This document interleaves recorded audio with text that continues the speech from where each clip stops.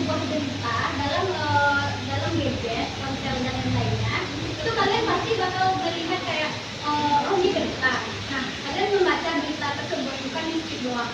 Nah, di sana itu kalian meningkatkan literasi. Literasi ini lebih ke kayak bacaan kalian. Kalian membaca informasi tersebut dan menyimpan informasi tersebut.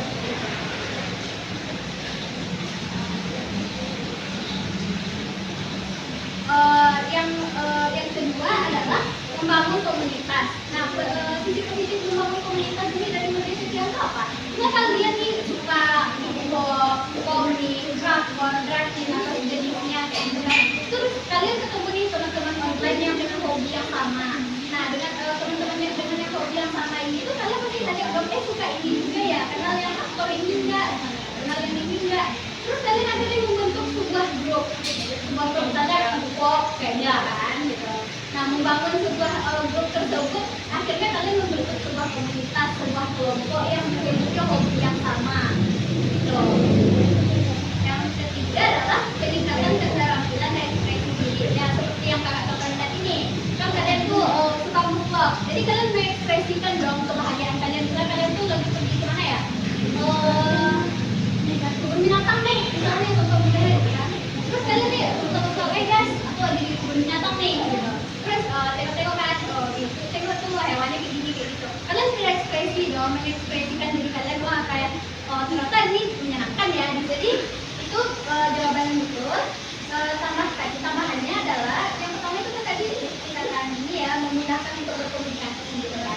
Nah, memudahkan berkomunikasi ini bukan hanya dalam jarak dekat. Kalau jarak dekat ini seperti kakak sama kalian semua itu kan, bisa secara langsung. Nah, kalau yang untuk media sosial itu menunjukkan dalam jarak jauh dan tidak ada batasan dalam jaraknya gitu loh. Yang kedua itu adalah buat menerima informasi terkini itu lebih cepat. Misalnya kalian mendapat berita nih, berita tentang misalnya kayak musibah yang terjadi pada kita, gitu kan, kita langsung dapat kalian di rumah kayak gitu. Tidak belum jeda sampai seminggu kemudian atau sebulan kemudian, kalian langsung dapatkannya di hari itu juga kayak gitu. Karena informasinya tuh langsung kayak sekarang kan ada namanya live kayak gitu kan, cepat katanya. Yang ketiga adalah menjadi sarana belajar yang menyenangkan dan mudah diterima. Contohnya tuh kayak misalnya kalian nonton YouTube yang berisi konten kreator yang belajar gitu kan, atau video YouTube tentang biasanya itu belajar materi-materi yang di sekolah gitu kan ada tuh di YouTube dikeluarkan gitu kan. Ada kelas online atau konten motivasi. Selanjutnya ada tempat menyalurkan kreativitas. Misalnya kalian berbakat tuh buat jadi vlogger. Biasanya vlogger kayak mana? Halo guys, aku lagi di sini guys, kayak gitu kan. Nah, itu tuh sebuah bakat gitu. Jangan disia-siakan. Misalnya kalian yang hobi buat video-video ini gitu loh. Video iseng-iseng aja, aku lagi di sini guys, kegiatan hari ini guys gitu. Itu bukan jangan kayak itu sebuah video iseng doang gitu. Tapi itu bisa jadi bentuk bakat kalian yang belum kalian temukan videonya gitu. Jadi itu boleh dikembangkan. Karena itu bentuk penyaluran kreativitas diri kalian dalam bentuk media sosial. Nah, selanjutnya yang terakhir adalah sebagai sarana hiburan. Misalnya kalian kayak nonton TikTok yang lucu-lucu, video reels yang lucu-lucu, kayak gitu kan. Nah, itu sebuah manfaat dari media sosial tersebut.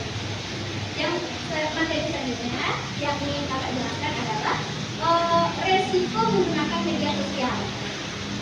Kan nggak mungkin dong ada sebuah benda nih yang tidak mengandung sebuah resiko gitu kan. Nah, resiko dari media sosial tersebut adalah pertama itu bahaya privasi dan data diri. Maksudnya tuh kalian beresiko misalnya kalian mendaftarkan sesuatu, terus di dalam sana kalian harus mendaftarkan sebuah data, nama lengkap, tempat tanggal lahir, alamat tempat tinggal kalian, itu tuh kan sebuah data privasi. Nah, jika kalian tidak berhati-hati menggunakannya, itu bisa bocor. Karena kan sekarang hackers itu udah di mana-mana, gitu kan. Jadi tetap berhati-hati terhadap situasi atau di mana ada yang misalnya ngirim link kayak gitu. Nah, itu jangan sembarangan diisi dulu, tetapi harap dicari tahu. Yang kedua ada penipuan dan kejahatan online. Nah itu tuh ya seperti penipuan lah, sama seperti yang kakak jelaskan sebelumnya. Ada nih orang yang bilang kayak misalnya, halo kak, saya dari apa nih perusahaan ini, ada nih kakak dapat hadiah, tapi kakak harus mengirimkan KTP dulu misalnya, atau nomor telepon dulu, atau yang lain-lain data pribadi. Nah itu tuh nanti data kalian tersebut bisa digunakan sama orang tersebut, lalu data tersebut itu dipakai mungkin untuk pinjol atau apa. Nah risiko selanjutnya adalah paparan konten yang negatif. Misalnya nih kalian kalau nonton TikTok gitu kan, itu tuh kan yang lewat kita tidak bisa prediksi video apa yang bakal lewat gitu ya. Nah, misalnya nanti ada konten yang mengandung kekerasan atau seksualitas atau yang lain kayak gitu yang berbau negatif itu. Nah, kalau keseringan ditonton itu kan nggak baik gitu. Karena itu kan sangat apa ya, berpengaruh nih untuk kepribadian atau pikiran kalian jadinya setelahnya gitu kan. Nah, yang harusnya apalagi kalau umurnya belum sesuai untuk hal-hal negatif tersebut. Nah, yang selanjutnya itu adalah resikonya tentang perbandingan sosial. Misalnya nih, kalian sudah memposting foto di Instagram, lalu kalian tuh melihat nih, membandingkan foto kalian dengan teman kalian. Nah, itu tuh kan menjadi perbandingan sosial. Misalnya kalian membandingkan ya, menurut kita udah cakep nih, udah cantik nih, gitu. Kalian posting, interaksi langsung itu biasanya merasa apa kan, canggung, gugup sama teman-temannya atau orang asing lah misalnya kayak gitu kan. Nah, melalui media sosial kalian itu lebih mudah mengungkapkan bagaimana perasaan kalian atau berkomunikasi dengan orang lain. Dengan digital yang merugikan gangguan konsentrasi dan produktivitas. Misalnya kalau kalian terlalu fokus buat bermain gadget, ponsel, laptop atau apapun, kalau kalian terlalu fokus, biasanya security kalian itu meningkat gitu. Rasa insecure, rasa tidak aman, kecemasan terhadap. Selanjutnya itu ada etika dari internet. Yang pertama, menghargai pendapat orang lain, dan yang kedua, tidak menghina, membuli atau menyebarkan kata-kata kasar. Selanjutnya, tidak memposting sesuatu yang memalukan orang lain dan berpikir sebelum memposting sesuatu. Cara aman untuk menggunakan media sosial seperti tidak membagikan alamat, nama Kata untuk menjelaskan materi selanjutnya. Nah, yang selanjutnya itu ada cara aman untuk menggunakan media sosial. Nah, yang pertama itu tidak membagikan alamat, nomor telepon, nama lengkap kita tuh kepada orang asing atau ke media sosial. Soalnya itu kan semua orang bisa melihat gitu kan, apa ya, data pribadi kita, jadinya takut disalahgunakan oleh orang-orang yang tidak bertanggung jawab. Nah, yang kedua itu tidak memposting lokasi secara langsung. Nah, misalnya adik-adik di status gitu kan, story.